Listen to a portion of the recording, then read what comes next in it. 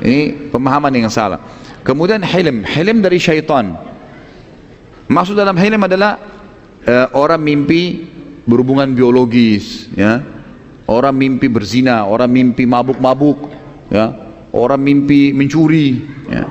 Orang mimpi hal-hal yang berbau maksiat, itu namanya dari hilm, dari syaitan. Bismillahirrahmanirrahim. Jadi ada ru'ya shadiqah, bisa datang kepada orang beriman, memberikan peringatan kepada dia, gitu kan? Dan kalau datang peringatan itu sebagai peringatan, artinya bisa saja kalau misal seseorang mimpi dia melihat sesuatu yang tidak baik, maka bisa saja dia nanti menjadikan itu sebagai tolak ukur untuk menyelamatkan dirinya. Contoh yang lain, kata sebagian ulama dalam masalah takwil mimpi ini, kalau seandainya seseorang mimpi hewan-hewan yang disuruh dibunuh dalam Islam, ya, seperti contoh misalnya orang mimpi ular, kalajengking, ya, orang mimpi tikus, ya, cecak yang memang disuruh bunuh, maka ini adalah keburukan. Berarti ada kalau dia sedang interaksi sama manusia, berarti ada manusia buruk yang akan mendekati dia atau berteman sama dia atau akan menikah dengan orang yang buruk. Biasanya kalau dia mimpi, kalau dia sholat istikharah kemudian dapat jawaban kalau orang mau menikah. Kalau dia mimpi ada tikus yang menggigit bajunya atau mendekati kakinya atau ular, ini menandakan berarti buruk apa yang akan dia langkahi, gitu ya. Karena ini namanya Nabi SAW menamakan tikus misalnya dengan fuwaisiqah, ya, binatang yang buruk. Kata beliau dalam syarah Abu Daud menyampaikan kepada kami waktu itu, bahwasanya Imam Abu Daud menyampaikan kalau ini kalau ada orang mimpi hewan-hewan ini, misal contoh seperti tikus, berarti menandakan dia akan didekati oleh orang yang fasik kalau perempuan, atau fasikah kalau laki-laki, ya. Seperti itulah kurang lebih takwil mimpi. Dan ini tentu ada bab khusus yang panjang lebar dijelaskan masalah ini, ada babnya sendiri, ada bahasan sendiri yang tentu juga butuh waktu yang lebar untuk menjelaskan. Tapi yang jelas teman-teman, ada namanya ru'ya shadiqah. Kemudian juga Ibnu Sirin memberikan batasan, orang kalau mimpi tidak boleh sembarangan untuk menceritakan kepada orang lain. Karena kata Nabi SAW, siapa yang menceritakan mimpinya pada seseorang dan orang itu menebaknya, orang itu mentakwilkannya, maka akan terjadi seperti apa yang dia ucapkan. Makanya kita cuma boleh ceritakan kepada para ulama pun yang faham tentang masalah itu, tidak boleh sembarangan, gitu kan. Dan tidak semua mimpi itu diceritakan. Terlebih lagi mimpi itu punya makna-makna yang detail memang kalau dia orang yang beriman sama Allah. Seperti misalnya disesuaikan dengan keadaan sebuah wilayah. Kalau contoh orang mimpi gajah, gajah ini dilihat di tempat dia, apakah gajah itu dimuliakan atau disiksa, gitu. Contoh kata Ibnu Sirin. Jadi misal kalau dia mimpi di satu wilayah memang gajah itu dijadikan sebagai transportasi, dihormati, berarti dia akan dapat kedudukan. Kalau dia mimpi sementara di wilayah dia gajah sering dibunuh-bunuhin, sering dihina, disediakan barang olokan, berarti dia akan terjadi hal yang sama, akan terjadi hal-hal cobaan dalam hidupnya. Seperti itulah, ya. Kalau hilm teman-teman sekalian, dari tadi sudah saya jelaskan, ya, kalau mimpi binatang berarti binatang yang suruh dibunuh berarti itu akan buruk, ya. Jadi ini harus kita perbaiki persepsi di Indonesia nih. Kalau mimpi digigit ular katanya mau nikah, ini semua kesalahpahaman, tidak boleh nih. Dari mana nih? Bagaimana kalau nenek-nenek 90 tahun mimpi ular? Ini pemahaman yang salah. Kemudian hilm dari syaitan. Maksud dalam hilm adalah orang mimpi berhubungan biologis, ya. Orang mimpi berzina, orang mimpi mabuk-mabuk, ya. Orang mimpi mencuri, ya. Orang mimpi hal-hal yang berbau maksiat, itu namanya dari hilm, dari syaitan. Dan ini teman-teman sekalian, kata Nabi SAW, siapa yang mimpi buruk, hilm ini, dan dia terkaget tengah malam, maka bacalah isti'adzah, a'udzubillahi minasyaitonir, lalu meludahlah 3 kali ke sebelah kiri, gitu kan, untuk menghilangkan bekasnya, lalu ubah posisi tidurnya. Karena ini biasa dari syaitan, gitu kan, syaitan. Jadi kalau misalnya kita lihat seseorang lalu kemudian kita tertarik sama dia, makanya kita disuruh guddul basar, turunkan pandangan mata, gitu kan, karena syaitan bisa tunggangi, nanti bisa didatangkan dalam mimpi. Dan mimpi itu bisa dibuat sama syaitan rekayasa sampai akhirnya berhubungan biologis. Makanya salah satu ciri Nabi SAW, beliau tidak pernah mimpi junub. Mana mimpi junub itu dari syaitan. Jadi jangan dianggap prestasi, ya.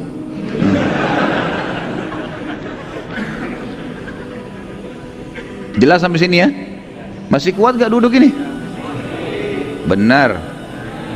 Bilang kalau sudah capek, ya. Lanjut nggak?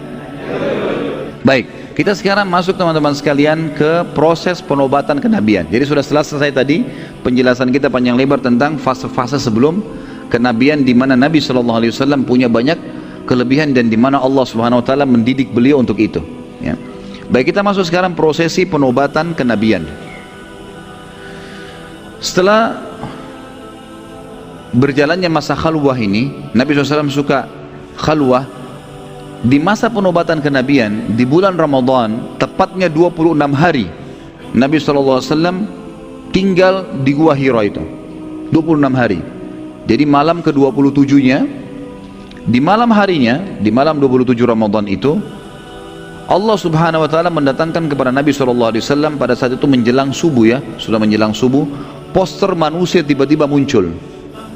Tadinya sunyi sekali dan Nabi SAW berada di puncak gunung, berarti siapapun yang naik kelihatan. Gak ada yang naik di sini. Tiba-tiba orang itu datang, ya, tidak seperti menaiki gunung, muncul di hadapan Nabi SAW menggunakan baju putih, kemudian langsung bicara dengan Nabi SAW. Dalam riwayat Bukhari, Nabi SAW mengatakan, telah datang kepadaku seseorang yang menggunakan pakaian yang putih bersih dan di tangannya terdapat sebuah kotak yang terbungkus dengan sutra dan di dalamnya terdapat sebuah buku. Lalu orang itu berkata, bacalah wahai Muhammad. Aku berkata, aku tidak bisa membaca. Lalu orang itu memelukku dengan sangat keras, seakan-akan ruhku akan keluar. Lalu ia melepaskanku dan berkata lagi, bacalah wahai Muhammad. Aku berkata yang kedua kali, aku tidak bisa membaca. Lalu orang itu memelukku yang ketiga kalinya, yang selanjutnya dengan sangat keras, yang kedua kalinya dengan sangat keras, sampai ruhku seakan-akan mau keluar. Lalu ia melepaskanku dan berkata, bacalah wahai Muhammad. Aku berkata lagi, aku tidak bisa membaca. Lalu orang itu kembali memelukku dengan sangat keras sampai ruhku seakan-akan keluar. Lalu dia berkata lagi, bacalah wahai Muhammad. Lalu aku mengubah pertanyaanku mengatakan, apa yang harus aku baca? Maka lalu orang itu pun berkata, membaca surah Al-Alaq 5 ayat pertama, surah nomor 96 ayat 1 sampai ayat 5. A'udzu billahi minasyaitonir rajim. Iqra bismi rabbikal ladzi khalaq, khalaqal insana min 'alaq. Iqra wa rabbukal akram alladzi 'allama bil qalam, 'allamal insana ma lam ya'lam. Bacalah hai Muhammad dengan menyebut nama Tuhanmu yang menciptakan. Dia telah menciptakan manusia dari segumpal darah. Bacalah, dan Tuhanmu lah yang maha pemurah. Maksudnya disuruh baca Al-Quran. Pada saat diturunkan nanti baca selalu Al-Quran itu, jadikan sebagai pegangan hidupmu. Yang mengajarkan manusia dengan perantara kalam, penulisan, yang mengajar untuk menulis dengan pena. Dia telah mengajarkan kepada manusia apa yang tidak diketahui oleh mereka. Setelah turun ayat ini teman-teman sekalian, tiba-tiba saja Jibril alaihissalam yang datang tadi menjelma jadi manusia itu hilang tiba-tiba di hadapan Nabi SAW. Bayangkan teman-teman, secara manusiawi kita kalau di posisi baginda Nabi SAW di gua tengah malam sendirian, selalu sudah selama 26 hari itu sudah tahu tidak ada orang di situ, nggak ada yang tahu juga beliau di situ, gitu kan? Maka beliau pun tiba-tiba melihat ini di tengah malam dan orang itu datang menyuruh baca lalu pergi. Alami sekali Nabi SAW ketakutan, merasa ketakutan, ini apa yang terjadi? Lalu Nabi SAW segera bergegas mengambil bekal beliau lalu turun dari gunung. Tentu turun dari gunung ini waktu juga, gitu kan? Sekarang ini Jabal Nur kalau ada setapak-setapak kaki, kalau orang mau naik pun mungkin butuh setengah jam lebih sampai ke atas sana, atau bahkan lebih, mungkin 40 menit karena tingginya. Zaman Nabi SAW belum ada setapak jalan, beliau turun. Intinya dalam riwayat dikatakan beliau turun dengan sangat cepat, berusaha turun. Waktu tiba di bawah, langit sudah mulai agak cerah. Belum pagi sekali kayak kita sekarang, tapi sudah mulai kayak awal habis sholat subuh, ya, kita kalau keluar sudah mulai ada cahaya. Kata Nabi SAW, tiba-tiba aku pada saat sudah tiba di sebuah padang pasir yang luas di lereng gunung itu, di bawah gunung, aku mendengarkan suara dari langit mengatakan, wahai Muhammad, engkau adalah utusan Allah dan aku adalah Jibril. Wahai Muhammad, engkau adalah utusan Allah, aku adalah Jibril. Wahai Muhammad, engkau adalah utusan Allah, aku adalah Jibril. 3 kali. Kata Nabi SAW dalam hadis Bukhari, aku pun mengangkat kepalaku ke langit dan aku melihat seluruh langit, timurnya, baratnya, utaranya, selatannya dipenuhi dengan poster badan Jibril, ya. Dan Jibril Allah karuniai 600 ekor sayap yang kalau satu sayapnya dikebaskan bumi ini maka akan hancur bumi ini. Setelah itu pun Jibril menghilang alaihissalam. Nabi SAW bertambah ketakutannya. Lalu beliau pun pulang ke rumah. Namun sebelumnya teman-teman sekalian, sebelum saya bicara bagaimana proses tiba di rumah dan bertemu dengan istrinya Khadijah radhiyallahu anha, perlu saya tambahkan, dan saya tambahkan dalam tulisan saya di sini, kalau Nabi SAW telah melihat Jibril alaihissalam dalam poster aslinya sebagai malaikat dua kali. Selebihnya bertemu dengan Nabi SAW dalam manusia, jelmaan manusia, gitu kan. Dan sering kali Jibril menjelma menjadi Dihyal Kalbi radhiyallahu anhu, ya. Baik, kita akan sebutkan pertemuan Nabi SAW yang kedua adalah pada saat terjadi Isra dan Mi'raj. Jadi pertama pada saat menerima wahyu ini melihat poster asli malaikat, dan yang kedua adalah pada saat Isra Mi'raj. Dan Allah sebutkan dalam surah An-Najm, surah nomor 53 ayat 1 sampai ayat 8, A'udzubillahi minasyaitonirrajim.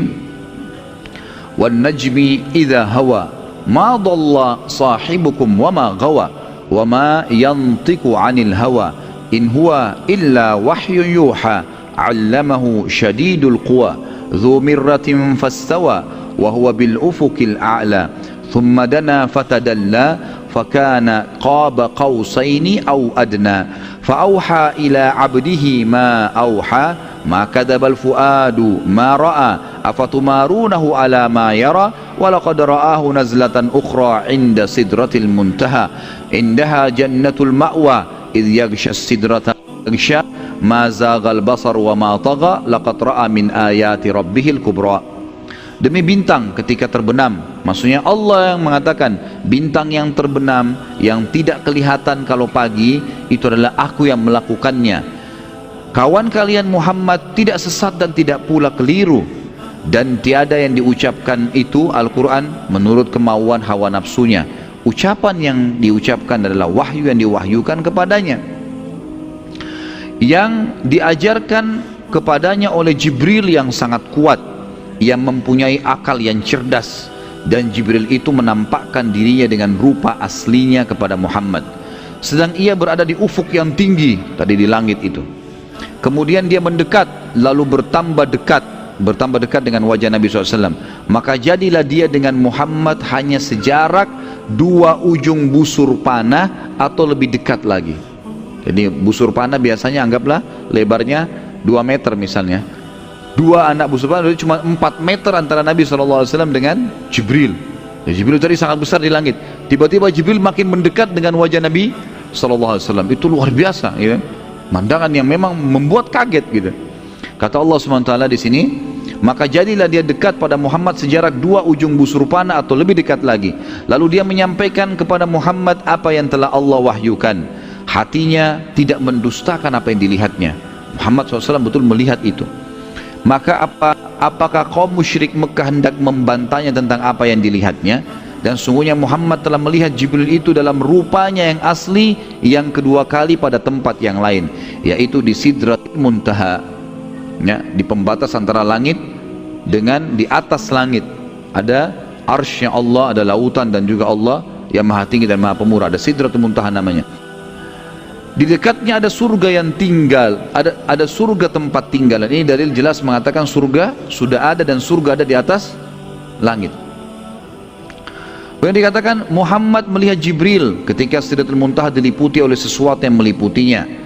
Penglihatan Muhammad tidak berpaling dari yang dilihatnya itu dan tidak pula melampauinya. Sesungguhnya dia telah melihat sebagian tanda-tanda kekuasaan Tuhannya yang paling besar. Nabi SAW teman-teman setelah itu pulang ke rumah dan betul-betul merasa ketakutan, bimbang, bingung, bercamuk semuanya, berkecamuk. Tengah malam melihat kejadian ini, kemudian sampai pagi. Tiba di rumah sudah mulai terang, matahari sudah mulai terang. Mengetuk pintu.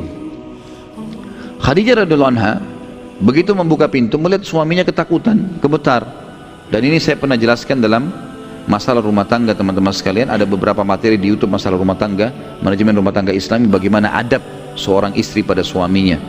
Di antaranya karena bertepatan masalah ini. Khadijah radhiyallahu anha sama sekali tidak curiga, tidak menghardik, tidak menyalahkan pada dalam kondisi suami pulang pagi-pagi dan kemudian gemetaran dan keringatan seperti ini. Kadang-kadang subhanallah cuma 1 tetes noda di bajunya saja, dari mana nih? sudah curiga, gitu kan. Keringat sedikit, kamu habis ngapain? Dan seterusnya. Ya orang jalan keringatan kan gitu. Tapi yang jelas Khadijah tidak bertanya, adabnya tidak bertanya, nggak ditanya apa-apa. Sampai suaminya yang bicara, Nabi SAW mengatakan, zammiluni, zammiluni, selimuti saya, selimuti saya kegigil, gitu kan. Khadijah nggak banyak tanya, masuk ke dalam, ngambil selimut, bungkus Nabi SAW, dirangkul, dibawa ke dalam kamar. Duduk pun disediakan air minum, Khadijah nggak bertanya apa-apa, ya. Diam, tunggu suaminya yang jelaskan. Setelah Nabi SAW tenang, baru Nabi SAW ceritakan, wahai Khadijah, saya melihat begini, begitu, diceritain semua panjang lebar, sampai selesai semua, dan saya tiba di sini. Inilah yang membuat saya keringatan. Ada yang datang di malam hari, baju putih, berbicara pada saya, memeluk saya, menyuruh saya membaca, dan turunlah, dan ada 5 kalimat ini yang diucapkan, dibacakanlah surah Al-Alaq Nabi SAW kepada Khadijah. Kemudian saya turun dengan buru-buru dari bukit, saya melihat poster tubuh yang besar, wajahnya mendekat sampai 2 anak panah, 2 busur anak panah, dan mengucapkan kalau aku utusan Allah dan dia adalah Jibril. Aku tidak tahu siapa itu Jibril. Kemudian setelah itu Nabi SAW dengan bingung, ketakutan mengucapkan itu sampai selesai. Sudah selesai, Khadijah sebagai istri yang salihah, wahai ummahatul mu'minat, ummahatul mu'minin, dengar ini ya, kita harus tahu, wahai ibu-ibu mukminin harus faham masalah ini. Maaf, istilah ummahatul mu'minin untuk istri Nabi SAW. Wahai ibu-ibu ummahat muslimin, mestinya kita memahami masalah ini. Apa kata Khadijah waktu suaminya dalam kondisi ketakutan tadi? Wahai suamiku, apakah engkau mengira engkau telah ditimpa sesuatu yang buruk, gangguan jin kah? Tidak akan pernah terjadi demi Allah. Enggak mungkin kau ditimpa itu. Karena sungguhnya kamu selalu orang baik, kamu selalu menjadi orang baik, kamu selalu silaturahim, kamu selalu bantu orang miskin, dan kamu selalu memenuhi kebutuhan orang-orang yang butuh bantuan. Bayangkan teman-teman sekalian ya, saya pernah menghadapi kasus rumah tangga beberapa orang ikhwah. Ini suaminya terlilit utang, dan lagi masalah berat, lagi hadapi masalah berat, dan dia memang butuh. Orang-orang di luar ini, hampir semua orang yang melihatnya di jalan, dia ketakutan jangan sampai orang itu menagihnya, karena bebannya masalah berat. Pulang ke rumah tidak ada lagi tempatnya kecuali rumah nih. Bagaimana dia bisa minimal merasa aman sementara waktu, dan bukan dia lari, dia mau bayar, tapi memang kondisinya. Waktu dia ceritakan sama istrinya yang terjadi apa? Istrinya malah menghardiknya. Istrinya bilang sama dia, itu karena nafkahmu kurang dengan saya. Coba bayangin ya, orang terlilit utang malah disalahkan. Makanya jangan sembunyi-sembunyi, makanya dan begini dan begitu, padahal suaminya nggak ada masalah. Tapi ini subhanallah bahaya sekali ya. Ini adab dalam rumah tangga yang kalau dijaga teman-teman akan sangat menjaga keharmonisan rumah tangga. Yang jelas Khadijah radhiyallahu anha mengatakan, wahai suamiku, janganlah engkau khawatir, aku memiliki seorang sepupu yang bernama Waraqah bin Naufal. Dia punya informasi, mungkin dia punya informasi, ayo kita ke sana. Nabi SAW habis mandi, sudah ganti baju segala, dibawalah pada pagi itu oleh Khadijah bertemu dengan Waraqah bin Naufal. Setelah tiba, dan akhirnya diceritakan oleh Nabi SAW semua kejadian tersebut, Waraqah bin Naufal terheran-heran. Lalu kemudian dia terus menyimak setiap cerita Nabi SAW. Ciri-ciri yang disebutkan semuanya oleh Nabi SAW, kena detail sekali. Ini baru kejadian tadi pagi. Hari itu juga langsung dibawa bertemu dengan Waraqah bin Naufal. Dan Nabi SAW masih menceritakan dengan kejadian yang luar biasa gitu. Maka Waraqah bin Naufal waktu sudah selesai mengatakan, sudah selesai Muhammad, ada yang kau mau sampaikan lagi? Sudah nggak ada.